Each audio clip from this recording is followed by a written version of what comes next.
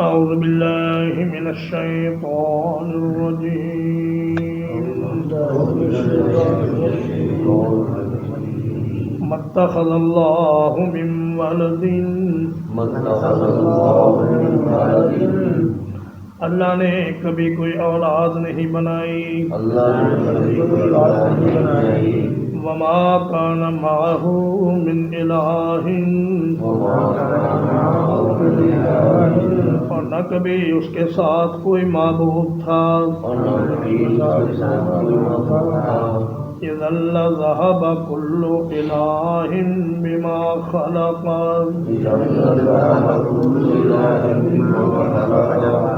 اس وقت یقیناً ہر معبود اپنی مخلوق کو لے کر چل دیتا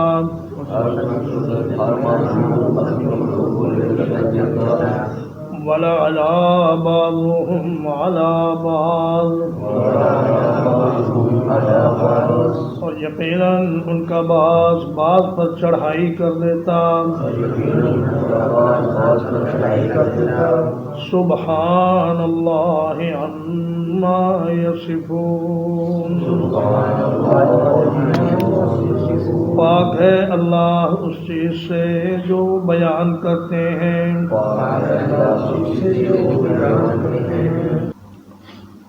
ولد اس میں نکرہ ہے اور اس پر جو مال آیا گیا اس سے نکرہ میں عموم پیدا ہو گیا، یعنی اللہ نے کسی کو بھی اپنا بیٹا نہیں بنایا۔ من ولدن میں جو من ہے یہ تاکید مزید کے لیے ہے کہ کبھی اللہ پاک نے نہ کسی نبی کو، نہ ولی کو، نہ جن کو، نہ فرشتے کو، نہ کسی اور مخلوق کو کبھی اپنی اولاد نہیں بنایا، اور نہ ہی اس کے ساتھ کوئی دوسرا معبود ہے۔ اگر معبود ایک سے زیادہ ہوتے تو وہ سارے کے سارے با اختیار ہوتے اور پوری قدرت رکھنے والے ہوتے اور پوری طاقت رکھنے والے ہوتے، چنانچہ ہر معبود اپنی مخلوق کا خود مالک ہوتا اور وہ اس کو لے کر جدھر کو چاہتا چل دیتا، کوئی اس کو روکنے والا نہ ہوتا۔ اور اگر ایسا ہوتا تو نظام عالم درہم برہم ہو جاتا، مگر تم دیکھ رہے ہو کہ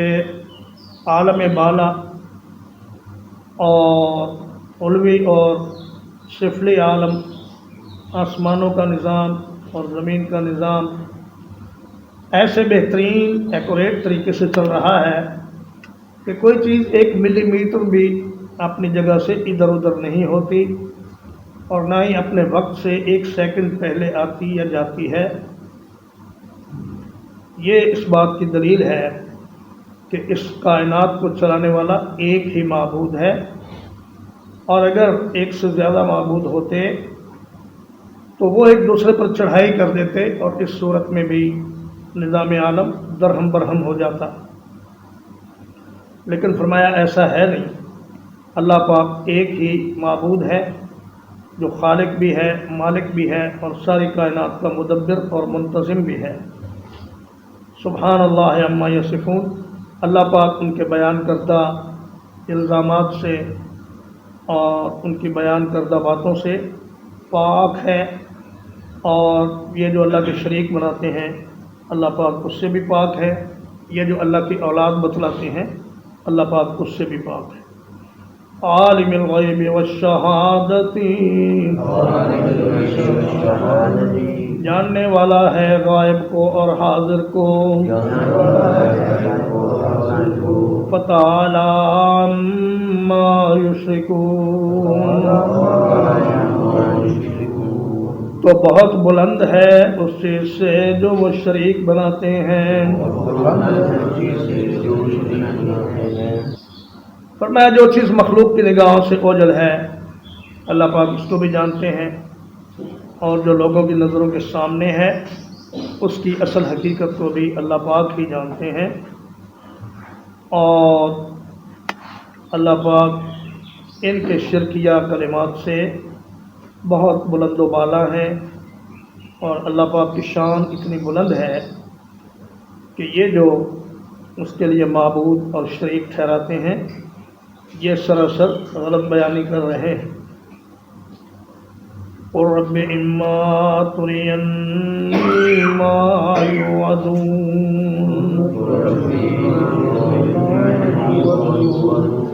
کہہ دیجئے اے میرے رب اگر تو مجھے ضرور ہی دکھا دے وہ عذاب جس کا وہ وعدہ دیے جاتے ہیں،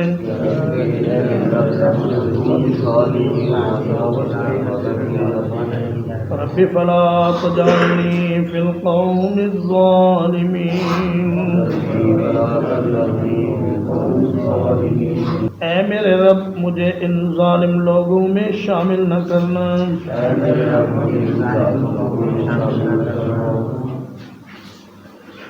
اما ترینی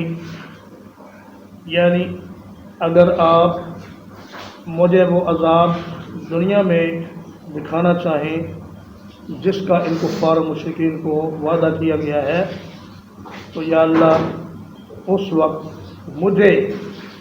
اس قوم سے الگ کر دینا اور مجھے اپنے عذاب سے محفوظ رکھنا۔ یہ خطاب نبی کریم صلی اللہ علیہ وسلم کو ہے، پوری امت اس کے مخاطب ہے، اور نبی کریم صلی اللہ علیہ وسلم کی ایک دعا بھی ترمذی شریف میں مذکور ہے جس میں آپ فرماتے تھے وَإِذَا أَرَدْتَ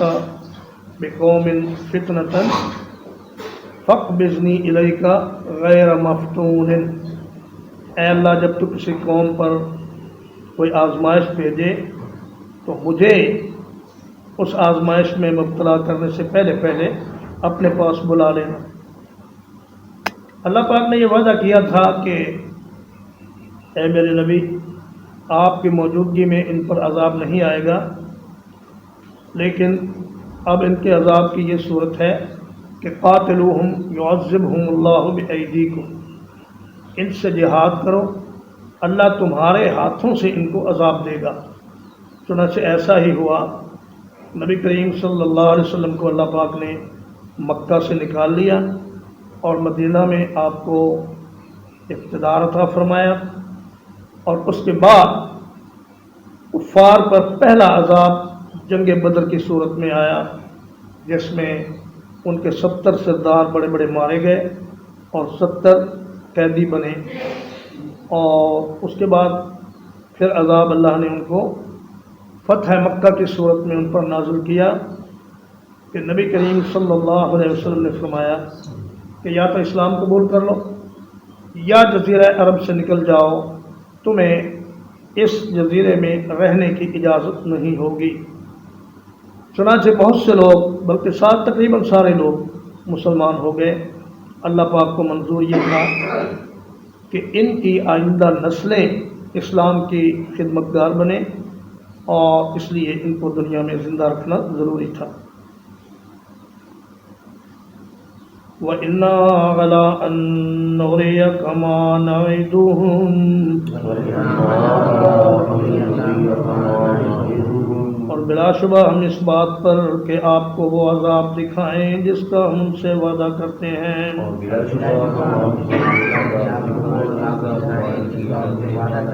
لَقَادِرُونَ، پوری طرح قادر ہیں۔ ادفع بالتی ہی احسن السیئات،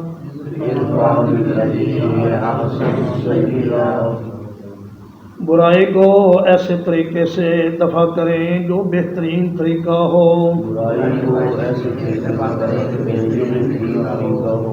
نحن اعلم بما یصفون، ہم خوب اچھی طرح جانتے ہیں اس چیز کو جو وہ بیان کرتے ہیں۔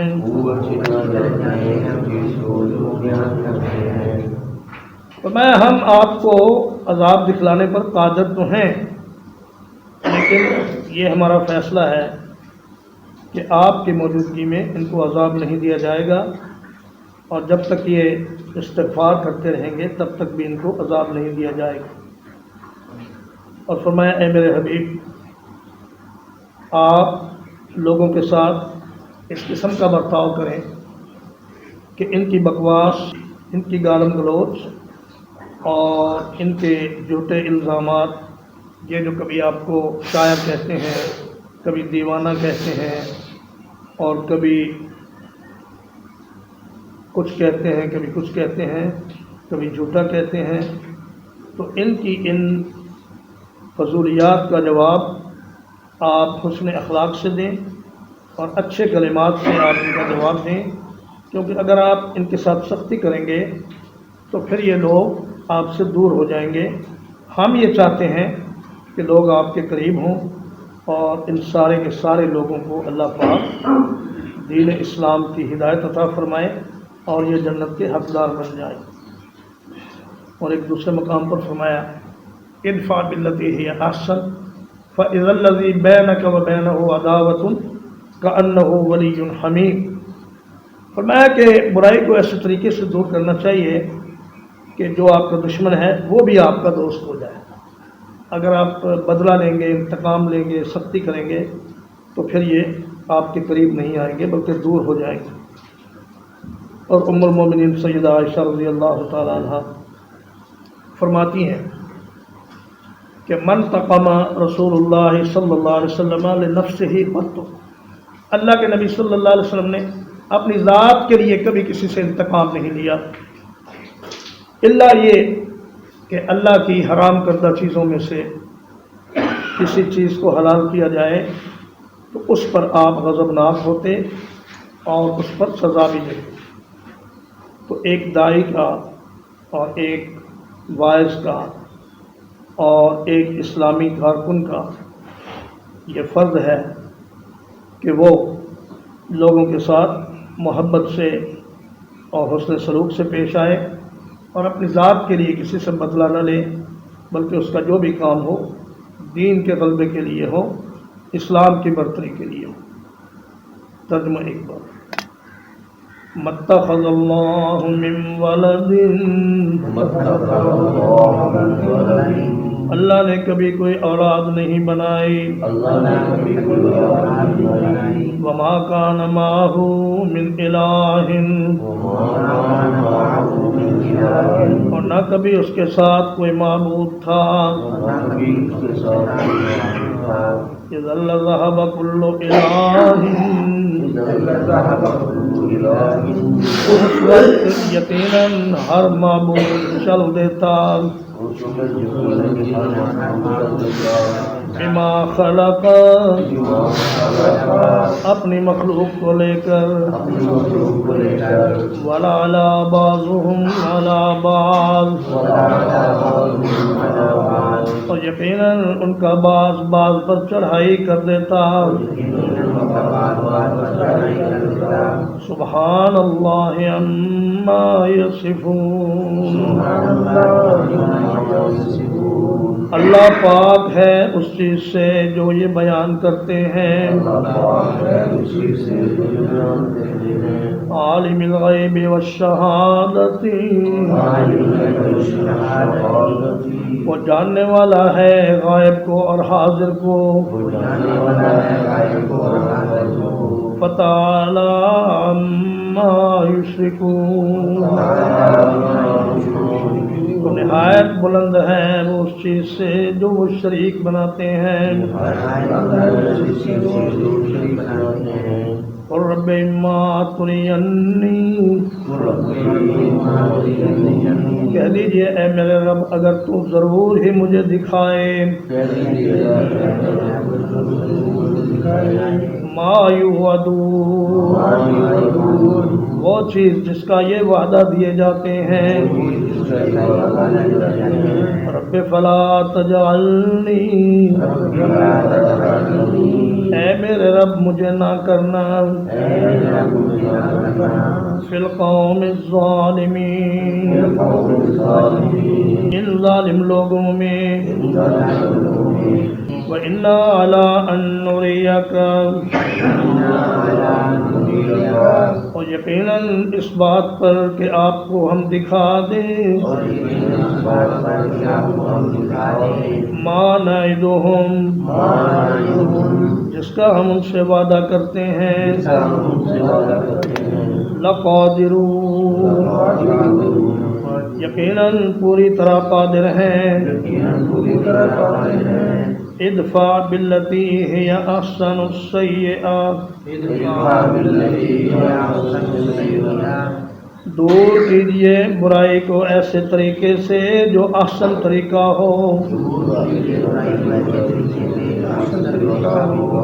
نحن اعلم بما یصفون